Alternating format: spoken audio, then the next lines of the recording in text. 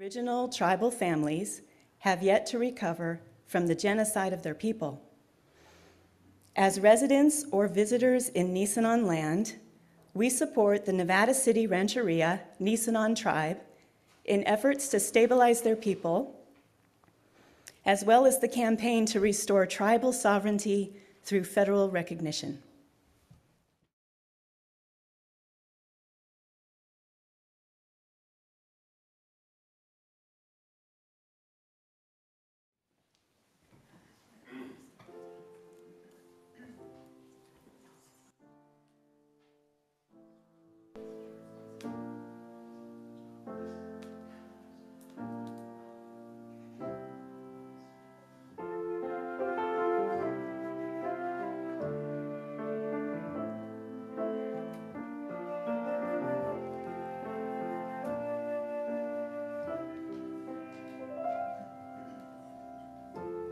In the darkness I know that the eye begins to see, but my heart weighed heavy cries my plea that underneath the winter's snow, in the quiet lies the seed of the song I long to find in me. Alleluia. Alleluia, alleluia, alleluia, alleluia, alleluia,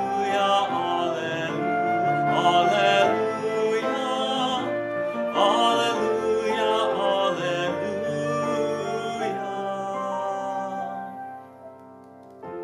As the earth wakes again, we're reminded every spring of a promise through the ages rings that love will rise beyond despair.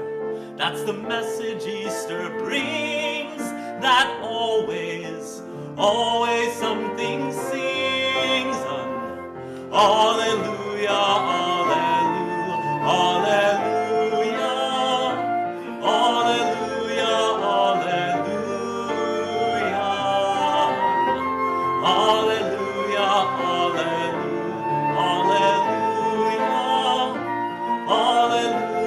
alleluia,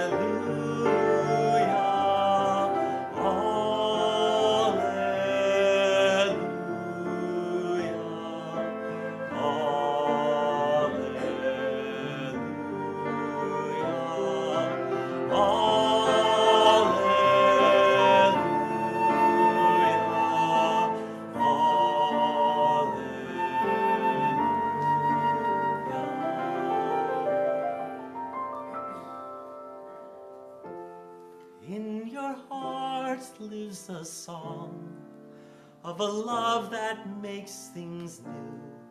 Search the stories, find the peace that's true, and let your love become so strong that you know by heart the song of hope and love that sings in you. Your Alleluia, Alleluia, Alleluia, Alleluia, Alleluia, your Alleluia, Alleluia, Alleluia, Alleluia, Alleluia, Alleluia,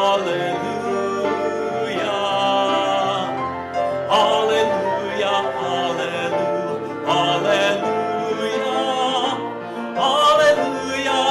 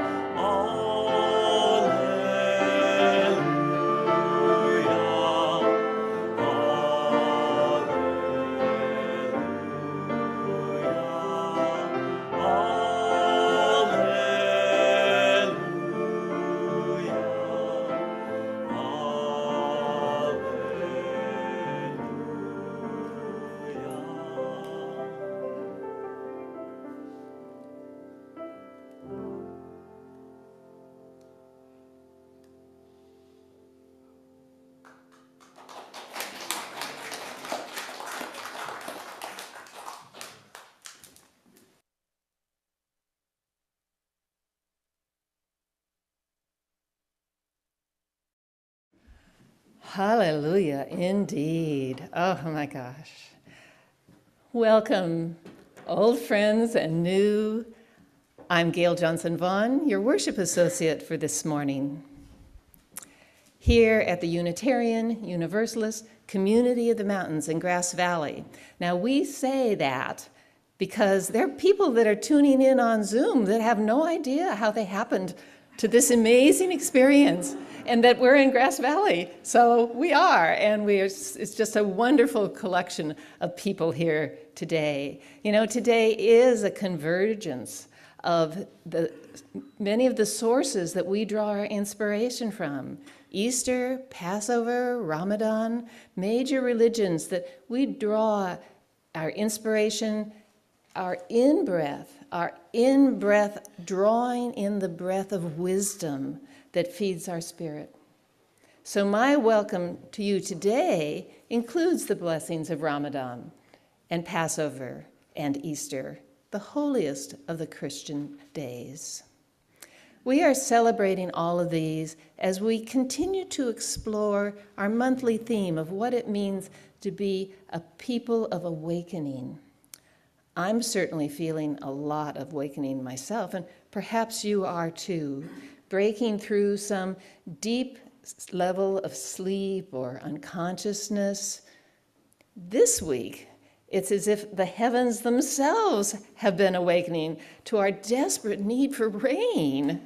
Wow, and given us today a respite of sun while we can come together, and it's just amazing. Before the skies open again, hooray, for the days that follow. Welcome, rain.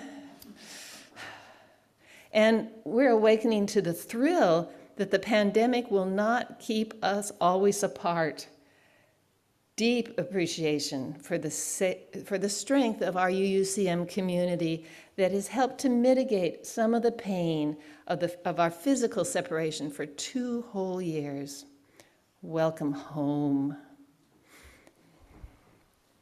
And perhaps we're still in shock as we awaken to the brink on which democracy worldwide teeters, and to awaken to the reality that there are some actions, bite-sized as well as heavy lifting, that each of us can do to help shift the balance back to align with our personal and UU values. One bite-sized piece is taking home a packet or two of Get Out the Vote postcards that we're working on. They'll be in the back. Some of our team will be offering you these. I calculated the packets have 20 postcards in it, and that if you did 2.5 a day between now and Monday the 25th when they have to be in, you'd get the whole packet done. So it really is within reach. So welcome action. And we are coming more and more fully awake to the realities of climate change and finding ways to speak out and act to save our beautiful planet. Welcome voices of concern. And perhaps most important, to staying true to each other in each moment. We are awakening to the now, to the bombshell and the butterfly that shatters and heals our disbelief that we can indeed rise again. Welcome, resurrection. Who among us is welcome? All, be we young, or older, or old, gay or straight, confused or clear, dark skin or light skin, struggling with physical and our mental challenges, or blessed with well-being, lonely or surrounded with sustaining relationships. Today, may we be reminded again and again that across the world, communities of beings have again and again come through what seemed like the end of their worlds. We are on a well-worn path.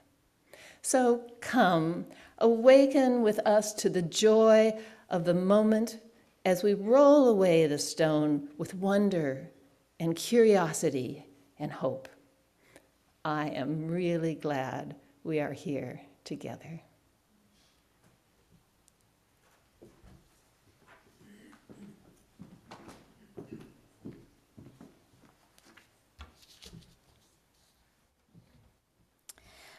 For Holy Days on Which We Recall the Old Stories by Dillman Baker Sorrells. For holy days on which we recall the old stories, we light our flame. For Passover, which reminds us of the courage and strength of those seeking freedom in the past, we light our flame. For Easter, which reminds us that love is our greatest challenge, we light our flame. For gathering today in this sacred space, we light our flame. For the opportunity to be together as a community, to remember the past, to plan for our future, to be alive in our present.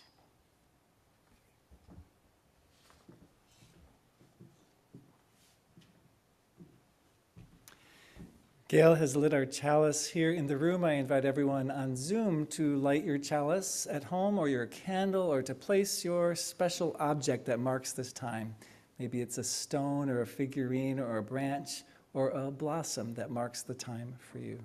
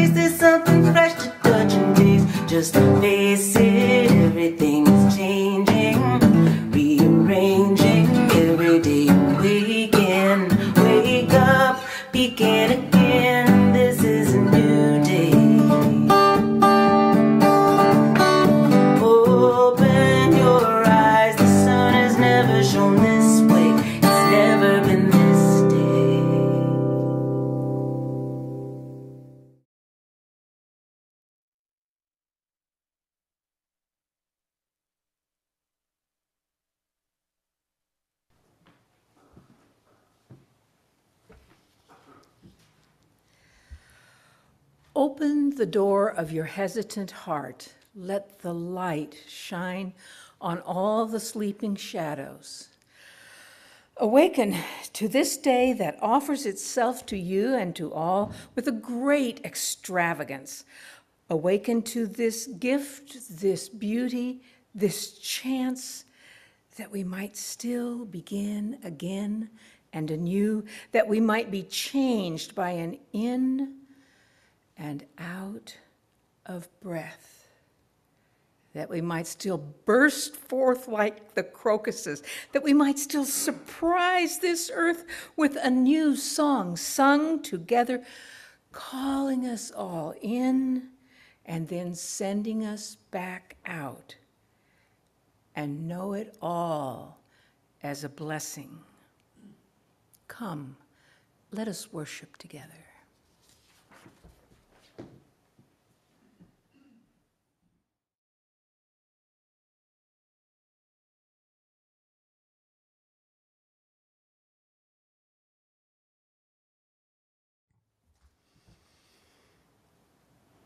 After the Fall, How Humpty Dumpty Got Back Up Again by Don Santat.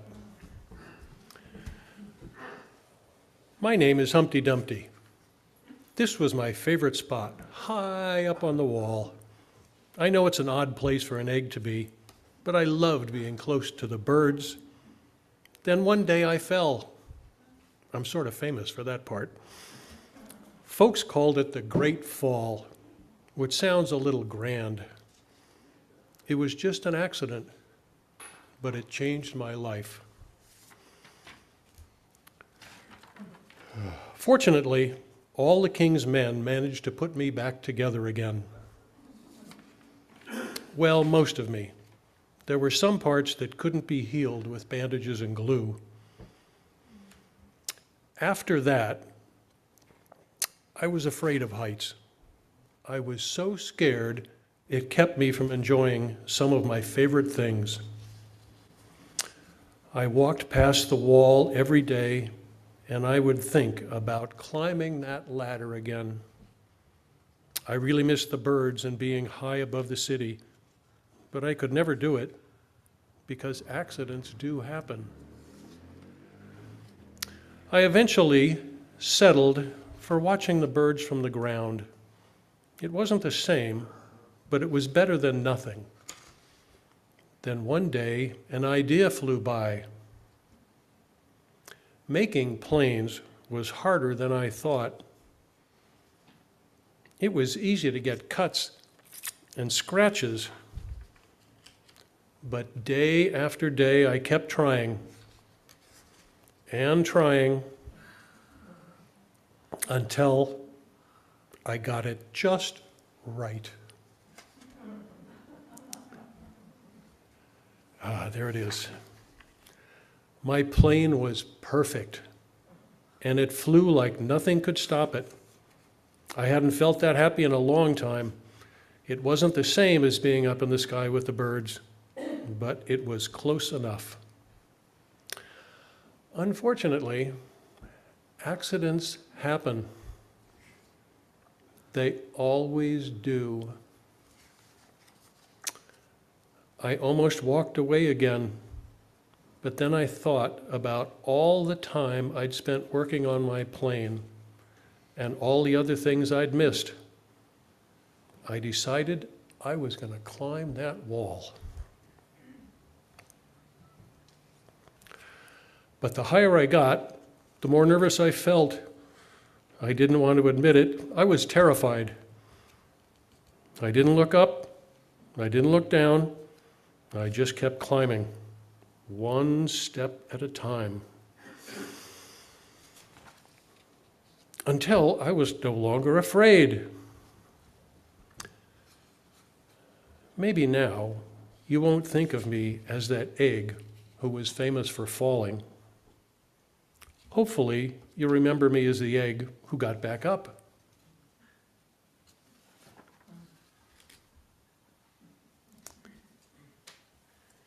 And learned to fly.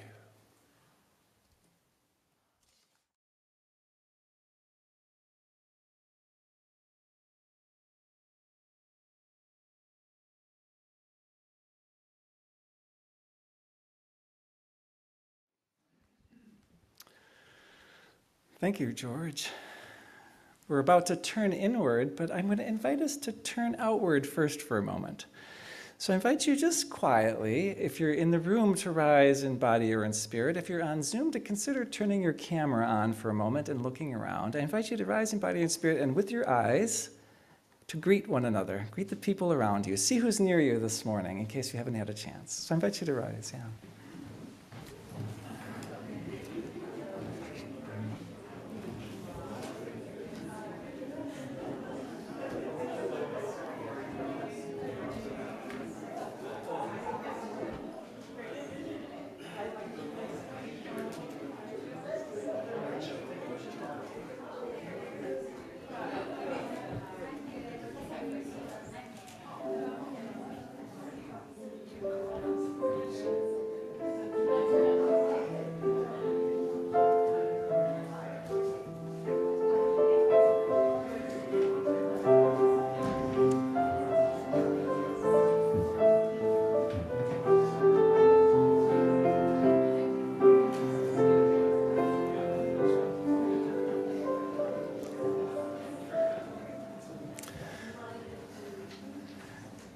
Thank you.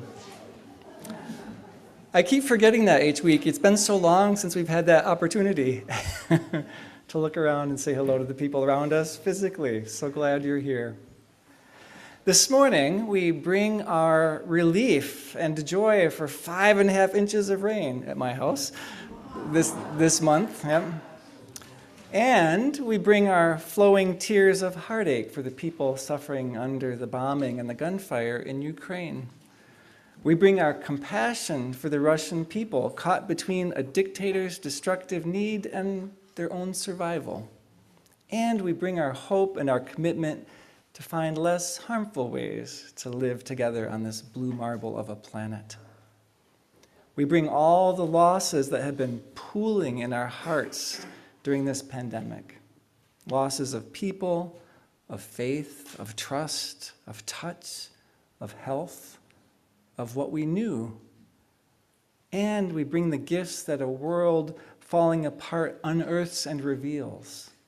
A clearer sense of who we are, of who we want to be, of our own truer nature, and of what has been blocking the way.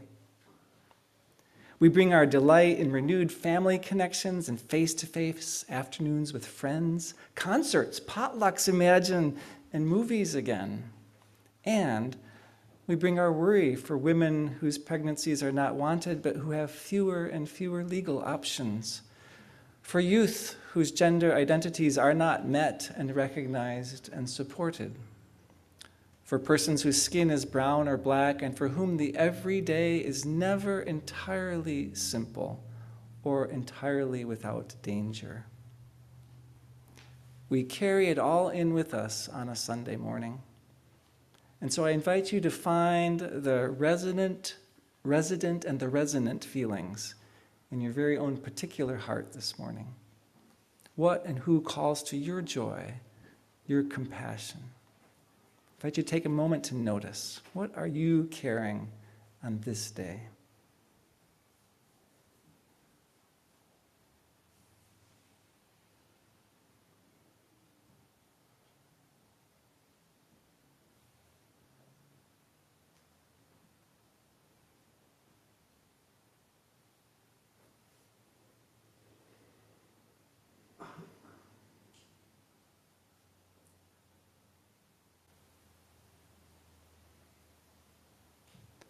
I invite you to breathe.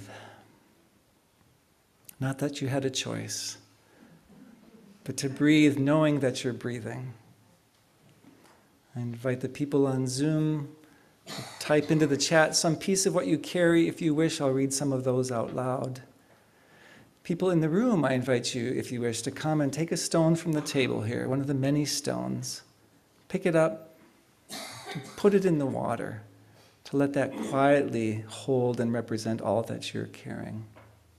In the quiet music, as always, I invite us to lift up the prayers, if that is our way, to hold the silence and the introspection, if that is our way, and all of us to hold each other in care and love, in the quiet music and the quiet sharing.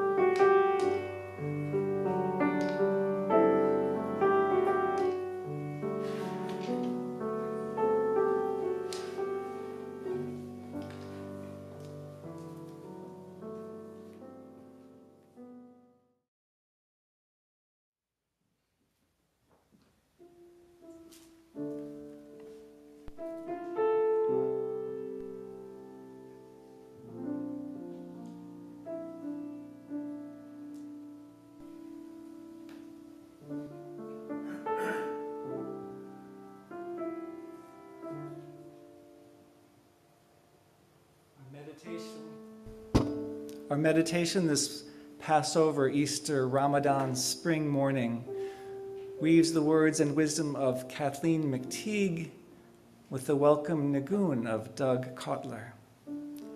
Unitarian Universalist words woven with a Jewish wordless melody to reach our hearts, our minds, and our spirits. Die, die, die, die, die, die, die, die, die, die, die, die, die, die.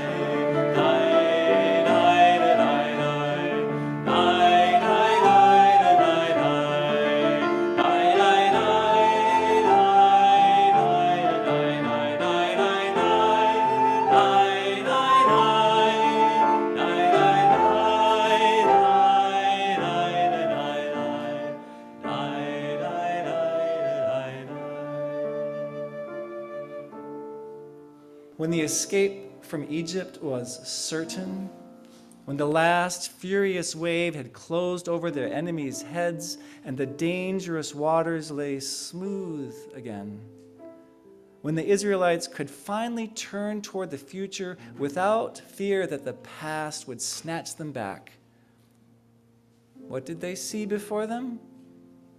Not the promised land flowing with milk and honey, but the wide and terrifying wilderness that would claim them for 40 long, hard years of wandering. They were not carried along on a surge of vindicated faith, but stumbled forward with paralyzing doubts.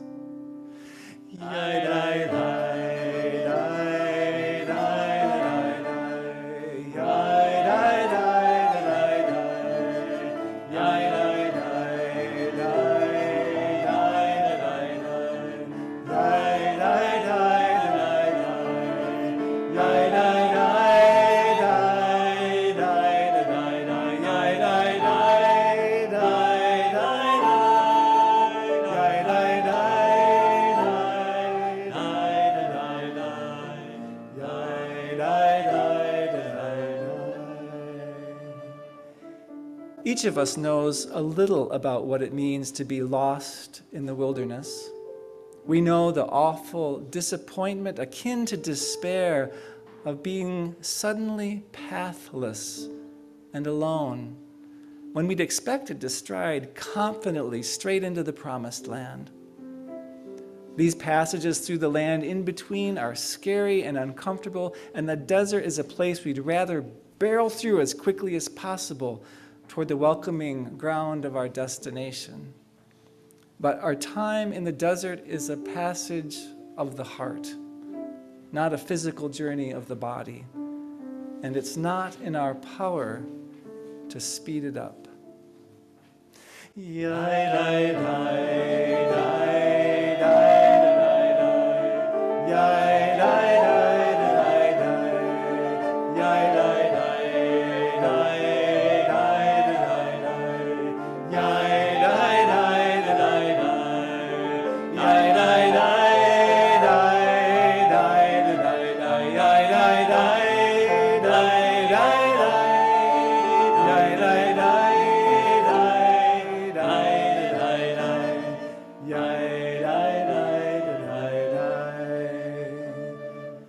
After 40 years in the desert, the Israelites in the ancient myth finally reached its end. They touched life-giving waters again and waded into the Jordan amazed and glad. Maybe they knew, even in that moment of deep relief and readiness, that the desert wasn't accidental, that it had opened and cleansed them in some necessary way, Maybe they understood how the wilderness had sharpened their awareness and softened their hearts, so they could at long last receive not just the gifts of the promised land, but the gifts of the desert that had brought them there.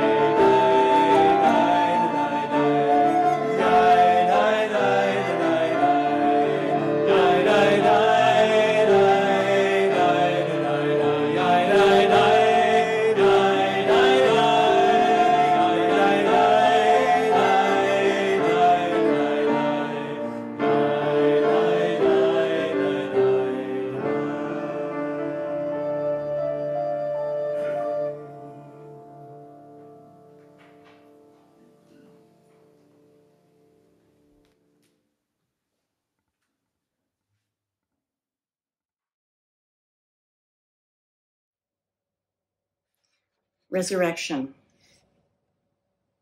My youngest daughter, Anastasia, asks me where Jesus came in the line of human evolution. Was he before or after Cro-Magnon man? I beg the question for a moment, try not to burst out laughing while I ponder the irony. Some people don't believe that there was a Cro-Magnon man. But rather than delve into evolution versus creation, I simply answer, after, definitely after. Some questions are not so easily answered. I overhear her discussing with Simone the issue of whether Jesus had blonde hair. One cannot take the queries of childhood too lightly, so I politely intervene and begin a discussion of how Jesus probably looked. Long dark hair, a beard, probably olive or tan skin. But no one really knows what Jesus looked like, I conclude. I know what he looked like, she says. Of course she does. She went through 6 years of catechism, has holy cards in her dresser drawer, wore the white communion dress and veil. How could she not know? But the journalist in me perseveres. Well, there are really no pictures of Jesus, I say.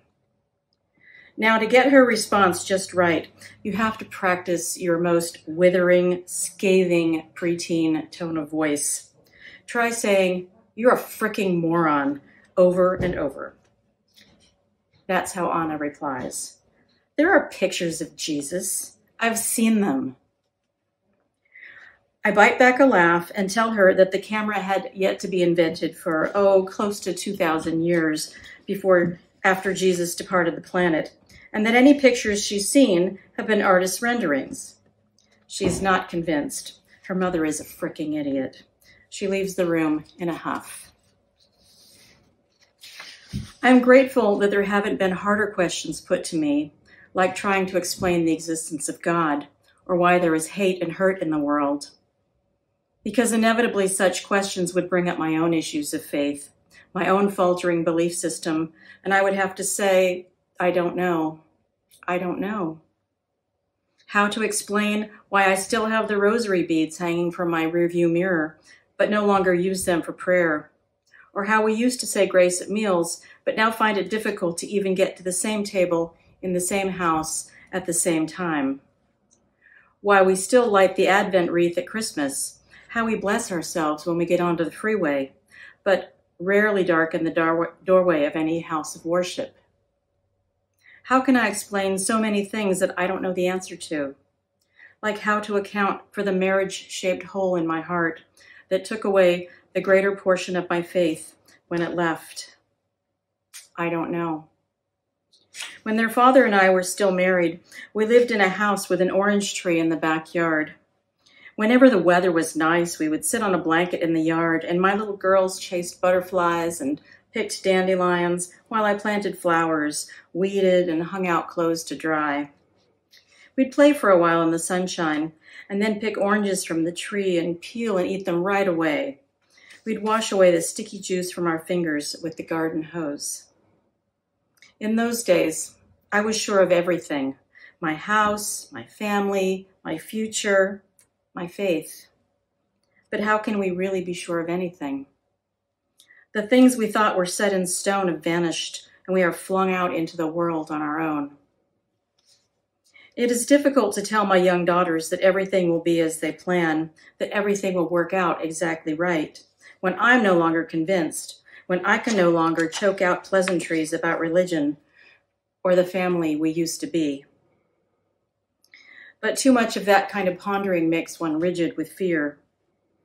So I go to my garden, where everything returns again in spring. I plant bulbs like dead lumps in the ground in the fall, and they make an appearance, thin spears of green piercing through the loam, then opening in a bounty of color. Is there anything more perfect than a daffodil in spring, than a single white iris, the first rosebud to open, or new leaves on a birch tree unfurling like tiny green flags? Is there a lovelier sight than an apricot tree in full bloom, or the first tiny violets making their sweet way through the dead leaves of winter? When I can't explain anything to my daughters about the world, the heavens and life now, or if there is one to come, I go to the garden and sink my fingers into the dirt, where everything is simple and real. The dry bulbs go into the ground. They come up in the spring. They die and are reborn.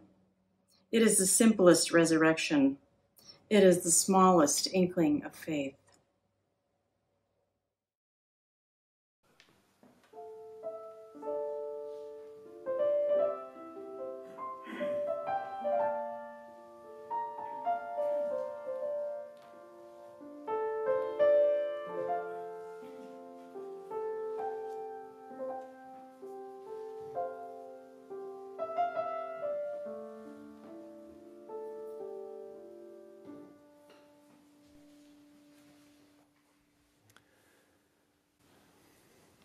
So here we are, in the wilderness, which, as we know, is not a one-time deal.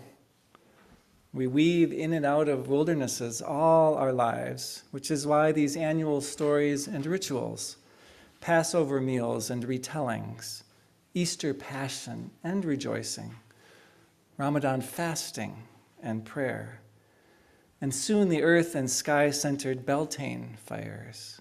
They're all resources for inner journeys. As Kathleen McTeague pointed out, our time in the desert is a passage of the heart. And these rituals are meant to accompany and support that heart's passage.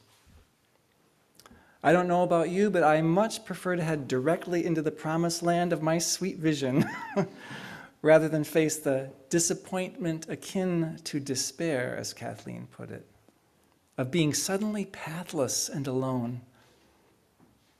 But life leads all of us, together and each in our own way, into vast and unfamiliar deserts on occasion, which is always an invitation to be opened up, to be awakened, to have our awareness sharpened and our hearts softened, so that we can receive the gifts that the desert wandering brings. We try to design our Sunday morning services so that each piece of the service embodies the message of the service, or a portion of it. Each reading, each ritual, each story, each song, each visual element is meant to offer at least some of the day's message. And that feels very much true today, the music and Julia's reading and others. So I'd like to add a different kind of item to our shared Easter basket.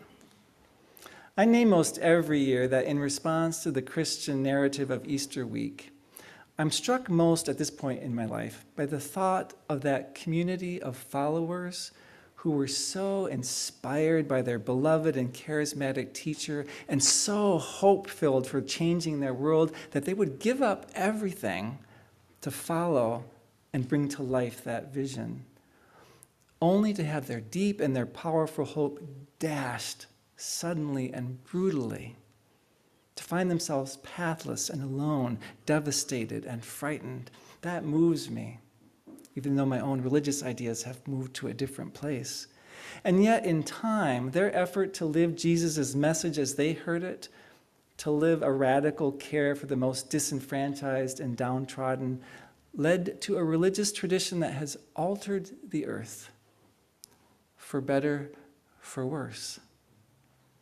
The resurrection of Jesus is a particular and, for many, problematic part of the story as it's been passed down. But the best of the Christian tradition speaks to resurrections beyond apparent death in many other aspects of life, not just the physical.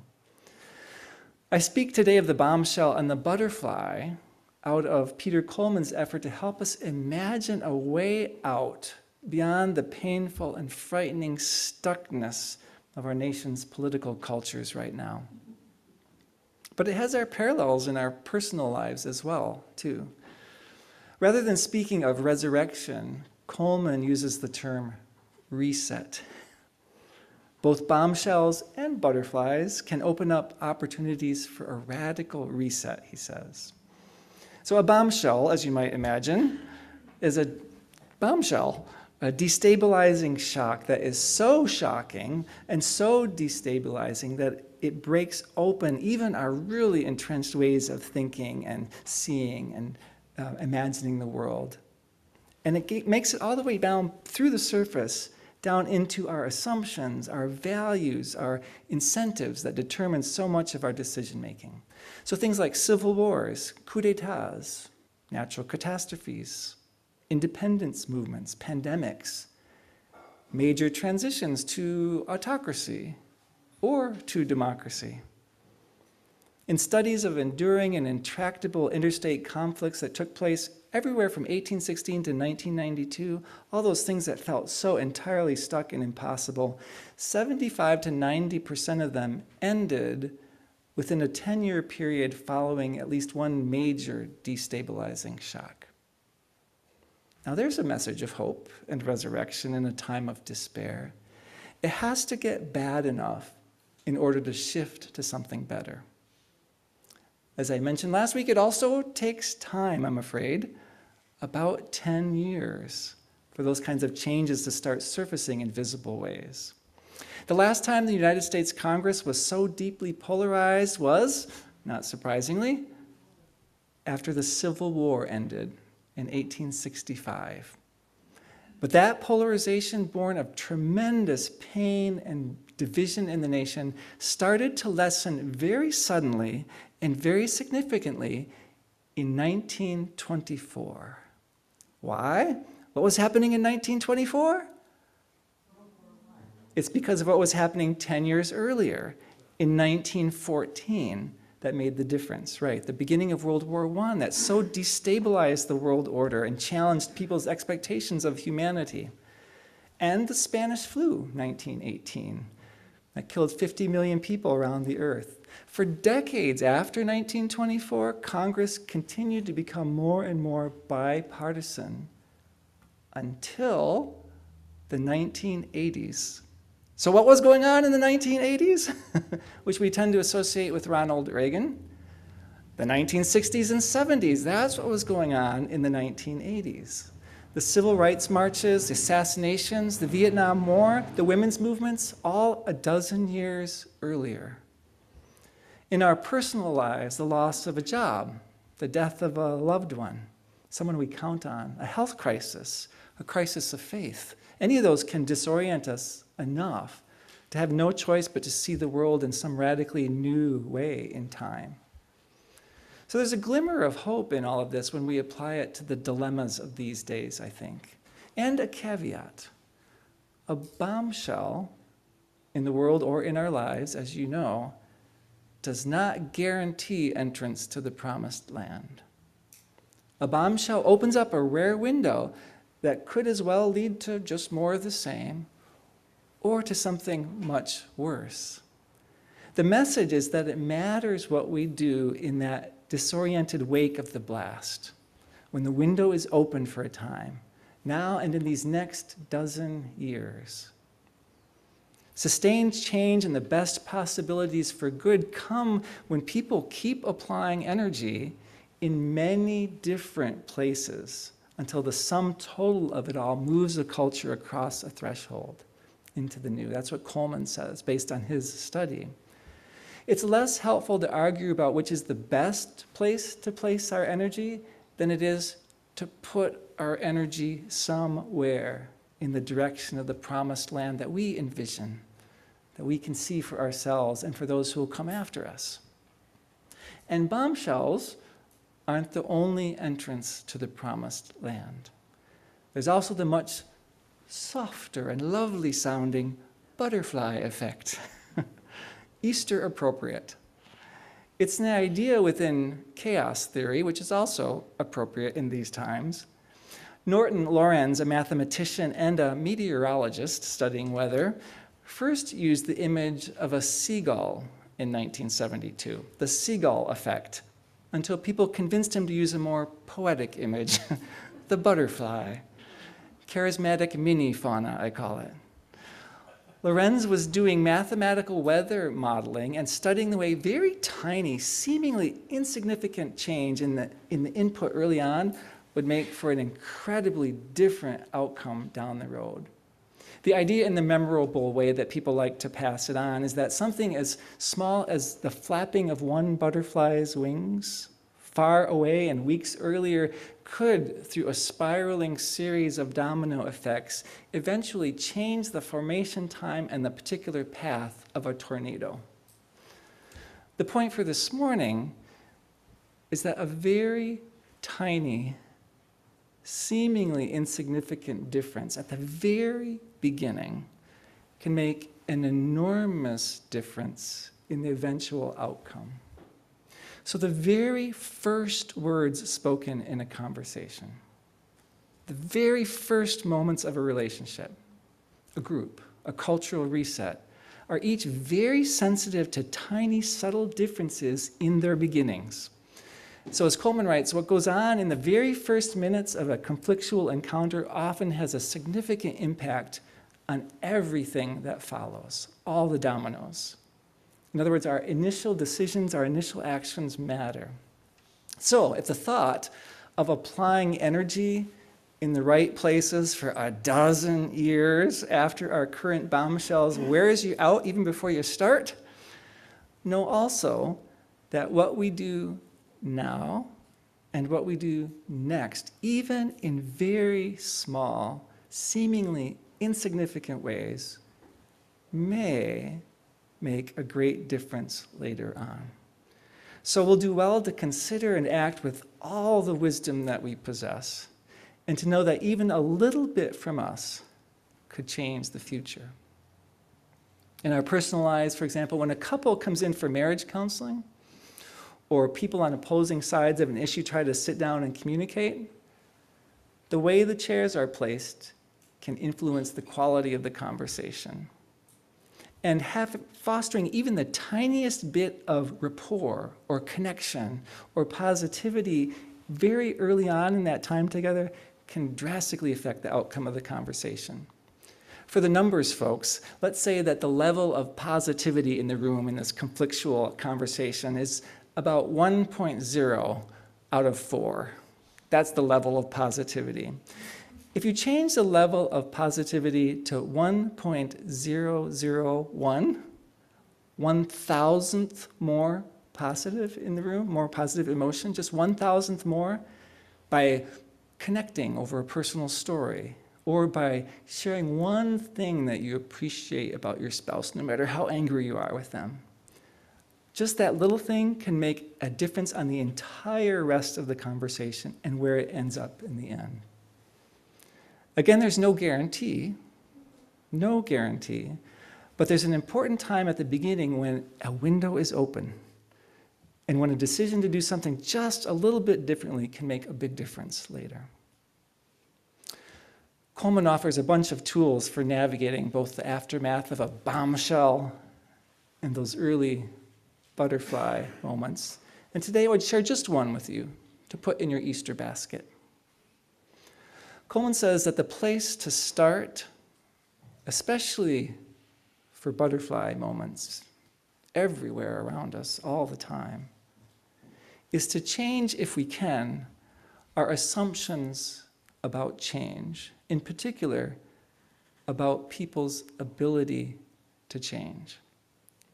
If all we do in that move from 1.0 to 1.001 is open in our minds and our hearts the sliver of a possibility, 1,000th more possibility that a person whose behavior sets our blood aboil might change, not will, but might, if all the stars align exactly, change, it opens the possibility that we actually will see and realize potential solutions where others see inevitable dead ends.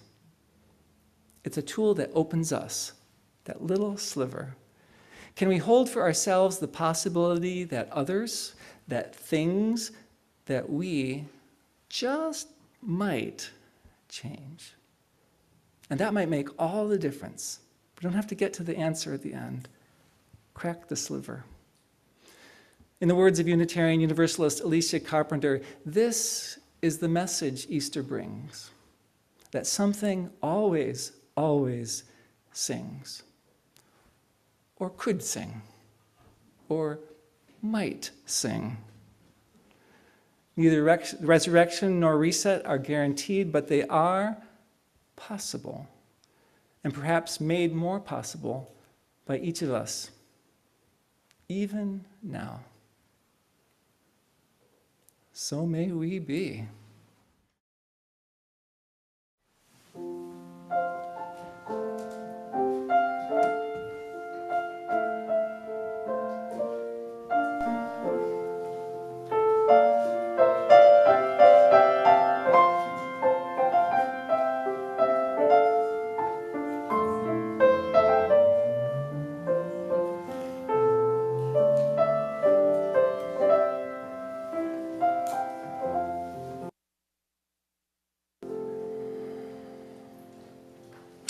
You know, I usually say my words of thank you and gratitude until after we pass the plate, but standing here with you today, on this really special day, I just feel like I want to tell you right now, thank you. Thank you. You shelter me. You restore me. You share so much love and support with each other that it takes me on our mutual trip through these challenging times. It's just pretty amazing. You know, I've been doing a lot lately, and time after time, I just too emotionally and physically exhausted to get over to UUCM for another meeting or get on Zoom for another call or something. And then I go, and when I get there, by the time I leave, I'm restored. Even if we're doing hard work, it's really amazing. My energy comes back as we work and play and pray together. So I just want you to know, I'm so glad I'm part of this community. We're about now to pass our baskets. And once again, we will share 25% of the gifts with our Share the Plate partner, this month, Nevada County Citizens for Choice. This is not a business as usual time for reproductive health. Their work is very personal to me. If organizations like this and laws that would allow them had been around in 1919 in the tail of that pandemic, my grandmother would have survived. You see, she and my grandfather had struggled through that pandemic. And when they learned that another baby was on the way, they despaired. They could barely make the ends meet for their family of four. And in their despair, they decided to terminate the pregnancy themselves. My grandmother hemorrhaged and died. leaving my 2-year-old mother and her 8-year-old sister motherless. The work of Nevada County Citizens for Choice matters. The work they do and the courage they bring to that work is amazing, and they do the work well. Please be generous in your gifts. Allison will now remind you on Zoom or here how you can make your gifts. Your generosity remains essential to our ability to sustain the work of our community. There are several ways to contribute. You may text an amount to 833-579-0483, give via our website at uugrassvalley.org, via PayPal at paypal.me/UUCM, or mail to UUCM 246 South Church Street, Grass Valley, California, 95945. Thank you.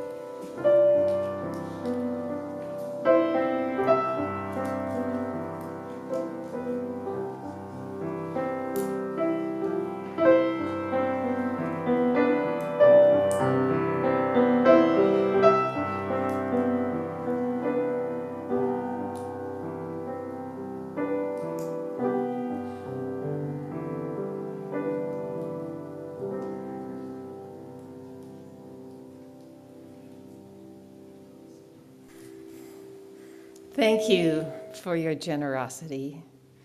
We dedicate these gifts to each of you as you do your part, small or large, to create a world more compassionate, sustainable, and just.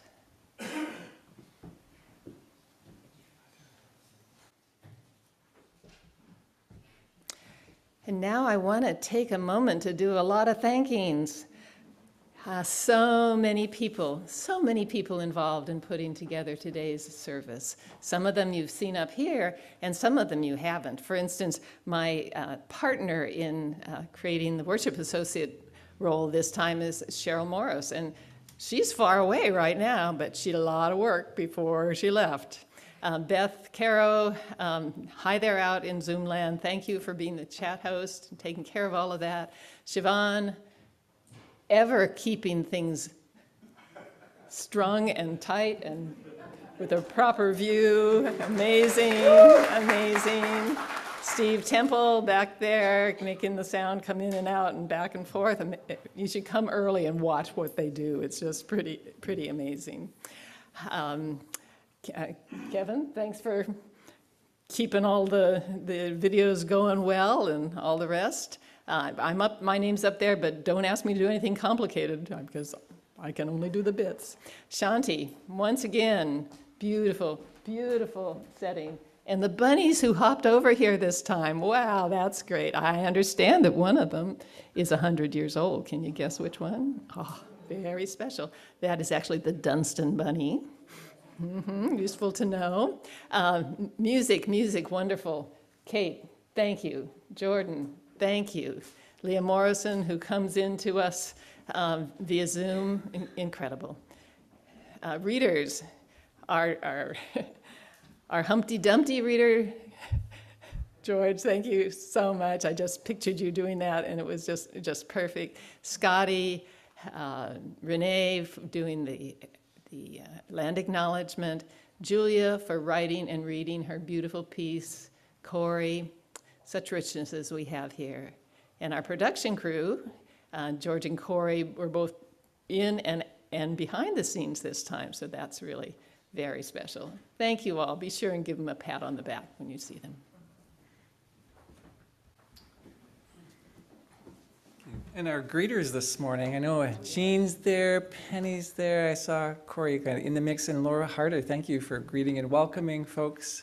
And to Elizabeth Rose, once again, for helping organize refreshments, which will be right outside because it's a nice day, right outside after the service. I invite you to rise in body or in spirit and to sing our closing song. Jordan's going to sing a little extra introduction to it. Then we'll invite, even in the singing, we'll be inviting ourselves to sing together.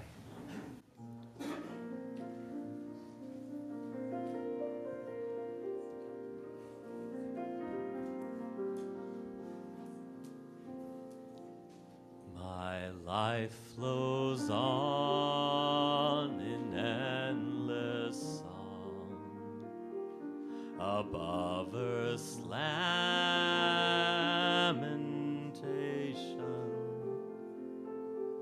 I hear the real, though far off hymn that hails a new creation.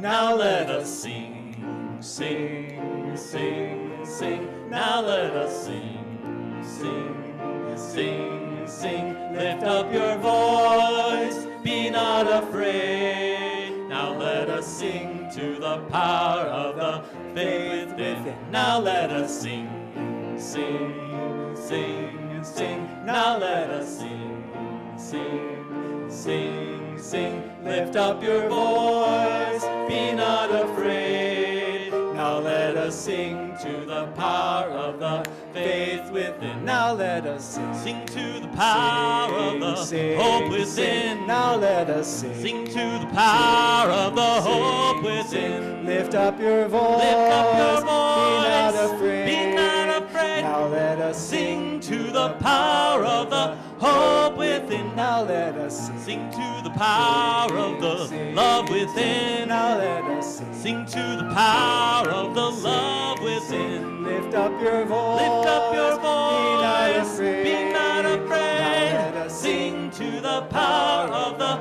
love within. Now let us sing to the power of the joy within. Now let us sing to the power of the joy within. Lift up your voice, lift up your voice, be not afraid. Be not afraid. Now let us sing to the power of the joy within. Now let us sing, sing, sing, sing. Now let us sing, sing, sing, sing. Lift up your voice, lift up your voice, be not afraid. Be not afraid. Now let us sing to the power of the joy within.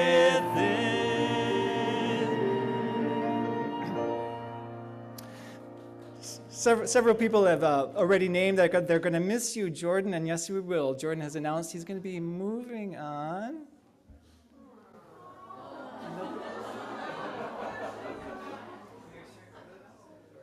Oh, yeah. I am also engaged.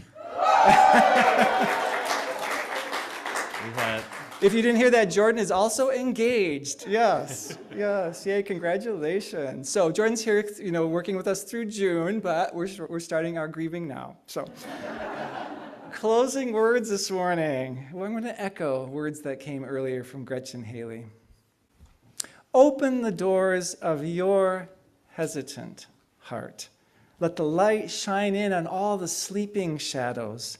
Awaken to this day that offers itself to you and to all with a great extravagance.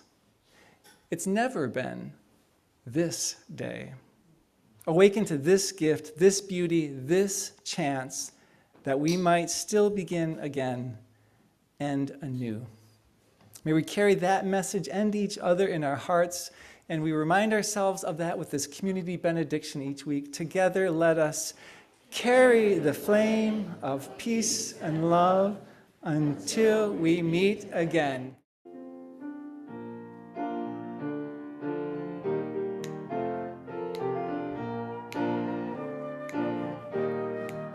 Now let us sing, sing, sing, sing. Now let us